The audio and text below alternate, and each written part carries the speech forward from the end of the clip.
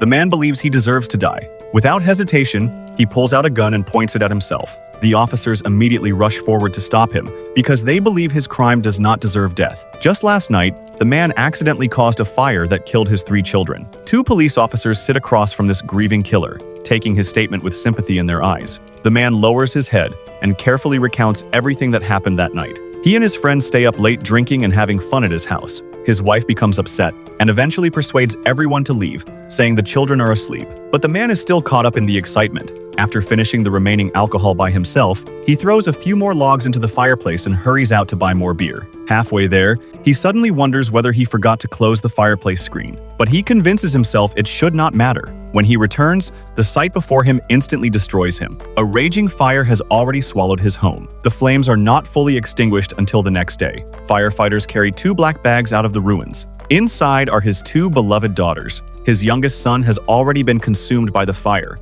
leaving nothing behind. His wife cries until she can barely breathe. Overwhelmed by grief, she loses consciousness from lack of oxygen and is rushed away in an ambulance. After finishing his account, the man falls silent and quietly waits for legal judgment. But the officers do not condemn him. Instead, they comfort him gently and tell him to accept the loss, because forgetting to close the fireplace is not a crime. They even arrange a ride to take him home, yet this kindness only makes him suffer more. Now all he wants is punishment. He committed something he sees as unforgivable. So why is he allowed to escape punishment? Consumed by guilt, he suddenly grabs an officer's gun as the man walks past and points it at himself without hesitation. But the safety is still on. Before he can unlock it in panic, officers rush in all at once and stop him. That fire does not just destroy his home, it destroys his marriage too. He leaves behind this Manchester filled with pain and travels alone to Boston. Now Lee lives in a dark basement apartment in Boston. He handles endless maintenance work across 4 apartment buildings. For years he works tirelessly,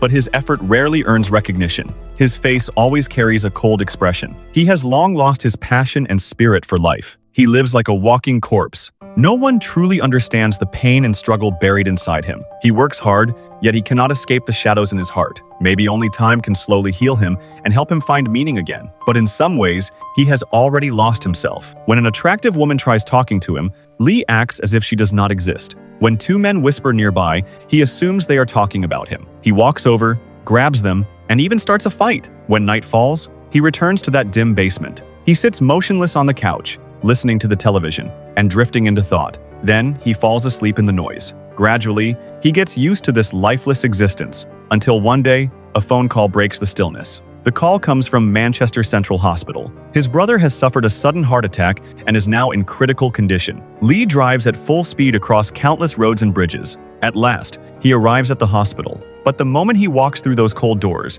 he learns his brother has already passed away. In the end, he misses the chance to see him one last time. Lee is devastated, but soon after, he hides everything again behind that familiar, expressionless face. Carrying emotions too complicated to describe, he leaves the hospital and heads to school to pick up his nephew, who still knows nothing. But at the school hockey rink, his usually calm nephew suddenly charges violently into another player. The 2 immediately start fighting. The coach rushes over to pull him away, but the boy curses at him and shows extreme rebellion. All of this happens because he sees Uncle Lee. Whenever Lee appears, it usually means something has happened to his father. He cannot control his emotions. After arriving at the hospital, he only takes a quick look at his father's body before turning away. Maybe it seems like he never truly loved his father. That night, he invites several friends over. Their laughter fills the quiet house. Lee takes responsibility like an adult and orders pizza for them. Meanwhile, he stays alone in the corner, quietly eating dry bread. After dinner, he returns to his room and shuts himself away from the noise,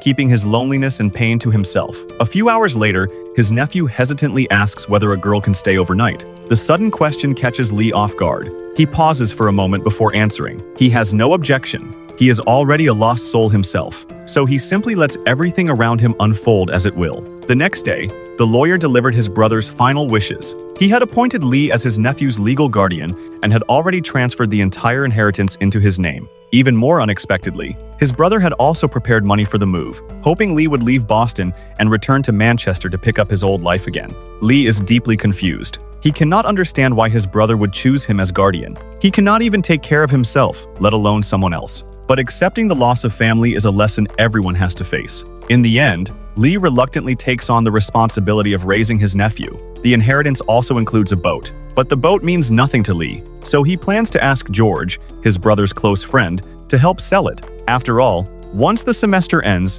he intends to take his nephew back to Boston, and the boat will only sit unused. George says the nephew can stay at his place on weekends if needed. The moment Lee hears that, he sees a glimpse of hope. He immediately asks whether George would be willing to adopt his nephew, but unfortunately, George already has a full house and cannot take on more responsibility. The nephew has no desire to move to Boston either. His friends are here, his favorite band is here, and more importantly, both of his girlfriends are here. He cannot understand why Uncle Lee keeps insisting on Boston and refuses to return to Manchester. The brutal winter leaves the ground frozen solid. His brother's body has no choice but to wait until spring before it can finally be buried. Until then, he lies quietly in cold storage, cut off from the world. That night, while opening the refrigerator, the nephew accidentally drops a frozen chicken. He tries to put it back, but the grief that suddenly surges through him makes his fingers tremble uncontrollably. No matter what, he cannot bring himself to close the refrigerator door. The cold, frozen meat reminds him of his father lying in storage.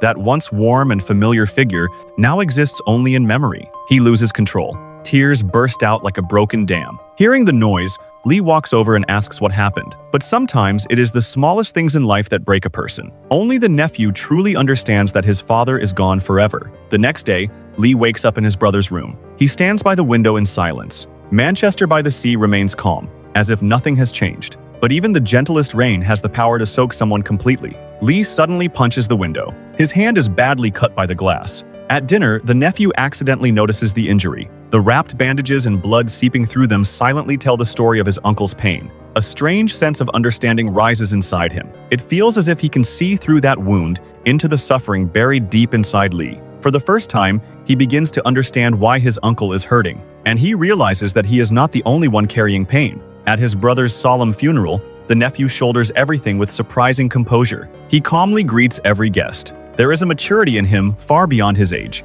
At that moment, he suddenly becomes the pillar of the family. Meanwhile, Lee stands awkwardly off to the side. He stays in the corner and passively responds to relatives and friends offering condolences. His face shows almost no emotion. Then, the silence is broken by the arrival of his ex-wife and her current husband. When they hug, Lee still wears the same cold expression, but his ex-wife cannot stop crying. After the funeral, they happen to run into each other on the road. She instinctively shows him her newborn son. Lee forces himself to stay calm and exchanges polite words, but beneath them lies an unspoken distance. A wave of panic rises inside him. He wants to escape this suffocating moment, but his ex-wife wants to talk. She even apologizes for the cruel things she said years ago. She knows none of it was entirely Lee's fault, but Lee completely breaks inside. He cannot bear to remember what happened all those years ago. So, he refused his ex-wife's apology and quickly escaped that suffocating place. He went to a bar and tried to numb himself with alcohol, hoping to drown out the pain inside. But under the influence of alcohol, he got into a conflict with someone and eventually ended up in a fight. Fortunately, George showed up in time and got him out of trouble. He then took Lee back to his house and treated his wounds. There, Lee finally broke down and cried. But he did not even know why he was crying. Maybe seeing his ex-wife move on with her life left him with an indescribable sense of loss. Maybe he missed his children so deeply that his fatherly love felt like it had been torn apart by a blade, leaving behind pain that would never heal. Or maybe his brother's death stirred up emotions he had buried for years. That deep bond between brothers had now become nothing more than dust in memory. It felt as though a huge piece of his heart had been ripped away. His emotions overflowed until words failed him. It was the silent scream of unbearable pain. At that moment, he was no longer the strong man everyone saw. He was just a lonely soul lost in an ocean of grief. Back home, Lee tried heating up a bowl of tomato soup to fill his stomach, but exhaustion and alcohol left him mentally drained. When he finished, he accidentally forgot to turn off the stove. Soon, the smell of something burning filled the kitchen. In his dazed state, he thought he saw his 2 daughters who had died in the fire. They warned him that his body was covered in flames. Lee suddenly woke in panic and realized thick smoke had already spread through the house. He rushed into the kitchen and turned off the gas. This near accident terrified him. He was afraid the tragedy of fire would repeat itself and that he might accidentally hurt his nephew. After that, he finally made up his mind. He found George and seriously discussed the issue of guardianship. He honestly admitted his helplessness. He truly could not take care of anyone. From the bottom of his heart, he hoped George could become his nephew's guardian. After returning home, Lee told his nephew about the decision. He explained that George had agreed to become his guardian, and that the inheritance would soon be transferred into George's name. His nephew could continue living in Manchester and would not need to move to Boston with him. Soon spring arrived. The frozen ground slowly thawed. His brother was finally laid to rest in the quiet cemetery, but Lee still had to keep living. He set out on the journey back to Boston. Life became much simpler now. He only needed to take care of maintenance work for 2 buildings. But inside, nothing seemed easier. He still wore the same cold expression. Whenever tenants spoke to him, he answered half-heartedly. His attitude often made people uncomfortable, but some could briefly understand the pain and struggle hidden inside him. Maybe one day he would slowly heal and step out of the shadows. Even though people told him forgetting to close the fireplace was not an unforgivable crime, he could never forgive himself. Because in this world, not everyone can make peace with themselves, and everyone has the right not to. No matter how desperately Lee struggled, the pain still dragged him into an endless night.